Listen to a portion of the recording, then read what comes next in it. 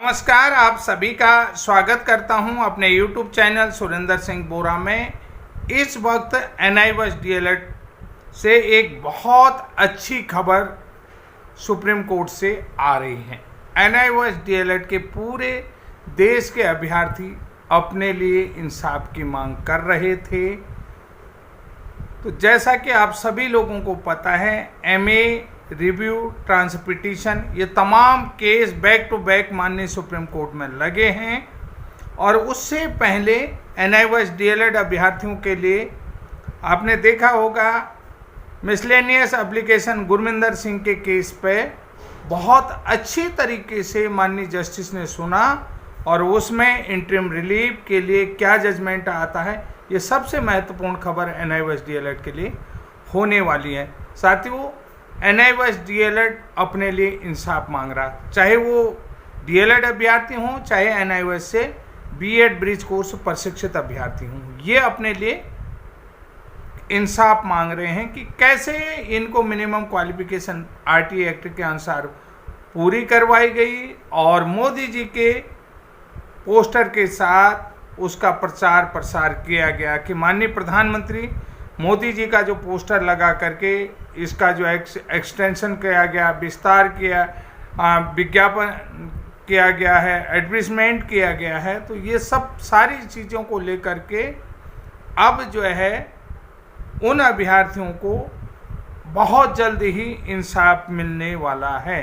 कि यानी कि इंसाफ की जो लड़ाई है वो एक सही डायरेक्शन पर जा रही है, सही दिशा पर जा रही है और सही मोड़ पर आ रही है। तो साथियों, अब आप लोगों के लिए एक पॉजिटिव खबर है। पॉजिटिव खबर क्या है, आप सभी लोगों को पता है, diary number 4961 of 2024 Vishwanath versus the state of Uttarakhand review petition NIOS DLED के माननीय सुप्रीम कोर्ट में नवंबर में इस केस में सुनवाई होने वाली है। और ये याचिकाकर्ता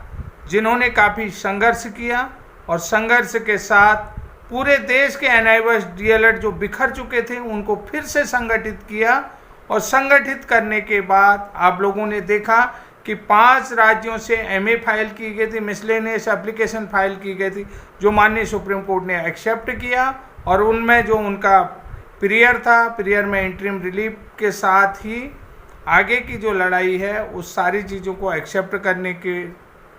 कारण अब आगे जो है कि जो सुनवाई हुई उसमें क्या रिजल्ट आता है ये देखना बहुत बड़ी बात है। जो पॉजिटिव खबर है, मानव संसाधन विकास मंत्रालय, ministry of human resource and development के द्वारा NIOS DLED रिव्यू पिटीशन पर अपना वकालतनामा माननीय सुप्रीम कोर्ट में फाइल कर दिया गया, जो कि एक तरीके से रिव्यू के लिए भी पॉजिटिव है और जो 5 राज्यों की तरफ से मिसलेनियस एप्लीकेशन याचिका थी उसके लिए भी ये अच्छी खबर है। क्योंकि जो मिसलेनियस एप्लीकेशन थी वो उसको जो है किसके साथ टैग किया गया है, रिव्यू के साथ। तो रिव्यू के साथ टैग किया गया, तो यानी कि जो रिव्यू में अब MHRD का जो वकालतनामा है वो उसका प्रभाव कहीं न कहीं MA पर भी पड़ेगा। सबसे बड़ी चीज़ है कि जो MHRD की तरफ से, मानव संसाधन विकास मंत्रालय भारत सरकार की तरफ से जो MHRD की तरफ से वकालतनामा दाखिल किया गया है या फाइल किया गया है, ये कोर्स जो NIOS DLED कोर्स है ये MHRD के दिशा निर्देशन में NCT के द्वारा ही करवाया गया है। यानी कि MHRD के दिशा निर्देशन में आप सभी लोगों को मालूम है वो 3 जुलाई की डेट, वो 3 अगस्त की डेट, 3 अगस्त 2017, 10 अगस्त 2017, 22 सितंबर 2017, 17 अक्टूबर 2017 RT एक्ट संशोधन अमेंडमेंट 2000, जो RT एक्ट संशोधन 2017 है RT एक्ट में, तो ये सारी चीज़ें आपको 1 बाय 1 याद होंगी, एक एक करके याद होंगी कि हर चीज़ जो है कि MHRD 3 अगस्त 2017 को निर्देश करती है, 10 अगस्त को जो है कि माननीय जो भारत की संसद है वहाँ से एक्ट बनाया जाता है, नियम बनाया जाता है, बिल पास किया जाता है संसद के द्वारा, जो है कि संसद से 10 अगस्त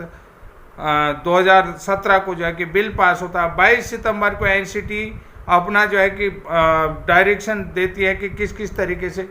यानी कि एनसीटी का नोटिस आता है कि किस किस तरीके से ये कोर्स कराया जाएगा, इसमें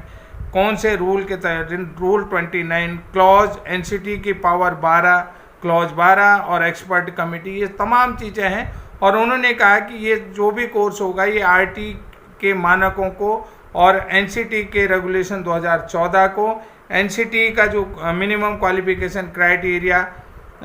बना हुआ है 23 अगस्त 2010 को, उसको ड्यूली फुलफिल करता है। ये सारी चीज़ें आप लोगों ने देखा है। तो यानी कि कुल मिलाकर के मेरा ये कहना है कि जो एमएचआरडी द्वारा ये कोर्स कराया गया है, केंद्र सरकार के द्वारा ही ये कोर्स कराया गया है, इसमें जो है कि पीएम का फोटो लगा करके इसको जो है कि कन्वेंस किया गया है लोगों कि आपको करना है, सबको करना है ये कोर्स। जो लोग प्राइमरी में पढ़ा रहे हैं, जो गवर्नमेंट में पढ़ा रहे हैं, प्राइवेट में पढ़ा रहे हैं, सहायता प्राप्त गवर्नमेंट एडेड विद्यालय में पढ़ा रहे हैं, निजी विद्यालयों में, निजी जो सहायता प्राप्त नहीं है, गैर मान्यता प्राप्त निजी विद्यालय, वहाँ जो भी एक कक्षा 1 से 5 तक पढ़ा रहा है उनको ये कोर्स करना होगा। जो बीएड है उनको 6 महीने का ब्रिज कोर्स, और जो पूरी तरीके से अप्रशिक्षित हैं उन्हें 18 महीने का डीएलएड। तो 18 महीने का डीएलएड 2 ईयर के डीएलएड के समकक्ष किस तरीके से है, वैलिड है, ये एनसीटी और एमएचआरडी अब माननीय कोर्ट को बताएंगी। कोर्ट की तरफ से इस कोर्स को कराने का मकसद क्या रहा है, ये भी एमएचआरडी की तरफ से माननीय कोर्ट को बताया जाएगा। कहने का मतलब ये है कि जब एमएचआरडी इस केस में शामिल हो गई है तो उससे पूछा जा सकता है कि भाई आपने जो ये कोर्स कराया है, ये डीएलएड कोर्स कराया है, ये ब्रिज कोर्स कराया है, जो बीएड वालों को 6 महीने का ब्रिज कोर्स कराया है, ये क्यों करवाया और ये पूरी तरीके से वैलिड कैसे है, और किस तरीके से हर एंट्रेंस टीचर को ये कोर्स करना अनिवार्य था। तो इस कोर्स को करवाने के पीछे एमएचआरडी का क्या मकसद था और आरटी एक्ट 2009 की मिनिमम क्वालिफिकेशन को किस तरीके से फुलफिल करता है। समझ गए ना कि जो निःशुल्क एवं अनिवार्य बाल शिक्षा अधिकार अधिनियम 2009 के तहत जो मिनिमम क्वालिफिकेशन एनसीटी द्वारा तय की गई है, उस एनसीटी के क्वालिफिकेशन को किस तरीके से फुलफिल करता है, ये जो है कि माननीय कोर्ट में अब एमएचआरडी बताएगी। हालांकि ये बहुत बड़ी चीज़ें हैं कि 28 नवंबर 2023 के फैसले से पहले भी माननीय जस्टिस गवई के मन में इस तरीके के तमाम सवाल उठे और तमाम क्वेश्चन उनके पास थे, लेकिन इस कोर्स के संबंध में जो भी क्वेश्चन उनके माइंड में चल रहे थे, उनके दिमाग में चल रहे थे, माननीय जस्टिस के दिमाग में चल रहे होंगे, तो वहाँ पर एमएचआरडी जो है कि उपस्थित नहीं हुई। लेकिन एक क्वेश्चन का आंसर देके स्टूडेंट तो दे नहीं सकता इस संबंध में तमाम, लेकिन एमएचआरडी वहाँ पर प्रेजेंट नहीं थी। एमएचआरडी अगर प्रेजेंट होती तो तमाम तरीके जो एनआईओएस डीएलएड का केस का वहाँ पर खात्मा हुआ, वो केस जो है कि पॉजिटिव दिशा में जाता और एनआईओएस डीएलएड अभ्यर्थियों को इस समय कम से कम 1.5 साल की सर्विस हो गई होती। अब देखिए, जैसा कि आपने देखा है कि यहाँ पर सबसे बड़ा बदलाव कब आया, एमएचआरडी की क्यों उपस्थित हुई, क्योंकि यहाँ पर पहले एनसीटी जो है प्रेजेंट नहीं हुई, एमएचआरडी जो है कि माननीय सुप्रीम कोर्ट में प्रेजेंट। लेकिन इस बार जो है कि जब सीवी शर्मा जी ने बार बार अपने वीडियो के माध्यम से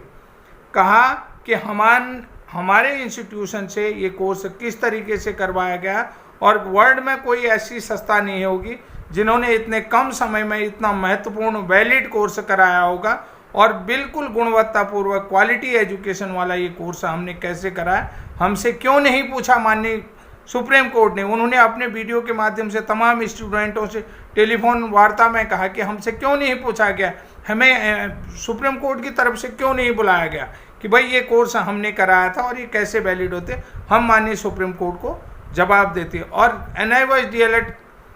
एनआईओएस संस्थान से इस कोर्स को क्यों कराया गया, किस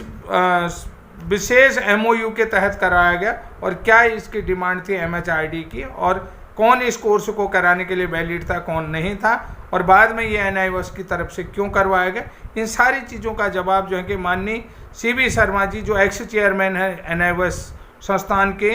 तो उनको भी अब पार्टी बनाया गया है और वो अब जो है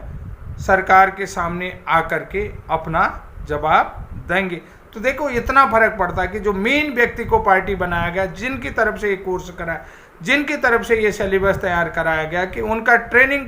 सिलेबस क्या था, उनका प्रोग्राम क्या था और किस तरीके से उन्होंने बनाया है, ये सारी चीज़ें वो भी जो है अब कोर्ट में जवाब देने वाले हैं उनको। अब सरकार आ रही है अपना वकालतनामा रखने के लिए, जिसे उसने कोर्ट में पेश किया है। MHRD अपनी तरफ से प्रयास करेगी कि वो अच्छे वकील को उतारेगी। और सबसे बड़ी चीज़ है रिव्यू, और 5 स्टेट का जो MA है, गुरविंदर सिंह बनाम यूनियन ऑफ इंडिया वाले सारे केस जो हैं कि रिव्यू में टैग हो गए हैं। अब NCT और MHRD बताएगी कि जो NIOS DLED है, NIOS ब्रिज कोर्स है, वो किस तरीके से वैलिड है। और आप सभी लोगों को ये बता देता हूँ कि जब तक जो MA में कोर्ट का ऑर्डर आता है, उसके बाद अगली सुनवाई 5 नवंबर को है। अगर आपको इंटरिम रिलीफ मिलता है तो ये बहुत ही अच्छी बात होगी, NIOS DLED की सबसे अच्छी जीत होगी। और अभी 21 अक्टूबर को भी NIOS के मैटर में सुनवाई है। उसके बाद नवंबर 6 में भी आपको Vishwanath versus the state of Uttarakhand वाले केस के बैक टू बैक जो है कि NIOS DLED की अब सुनवाई होने वाली है। और निश्चित रूप से कि अगर NIOS DLED के पक्ष में ये केस आ जाते हैं, NIOS DLED यहाँ पर जीतता है, तो फिर आगे प्रोसेस होगा कि गजट प्रकाशन करने का। और जल्दी ही आप लोगों को दिख जाएगा कि गजट प्रकाशन कैसे होता है। और सबसे बड़ी चीज़ इस केस की आपने पॉजिटिविटी देखी कि CB शर्मा जी को पार्टी बनाने के साथ ही जो है MHRD ने अपना वकालतनामा माननीय सुप्रीम कोर्ट में रिव्यू केस में अब डाल दिया है। रिव्यू केस में विश्वनाथ जी जो उत्तराखंड से हैं, उस केस में इन्होंने डाल दिया है। और धन्यवाद देता हूं विश्वनाथ जी को, जिन्होंने कि जो बिखरी हुई NIOS DLED की टीम थी उसको संयोजित किया, संगठित किया, उसको संगठनात्मक ढांचा तैयार करके उन्हें फिर से उठाया, फिर से जगाया और इस केस को पॉजिटिव में ले जा रहे हैं। तो साथियों आज के लिए इतना ही, तब तक के लिए जय हिंद, जय उत्तराखंड।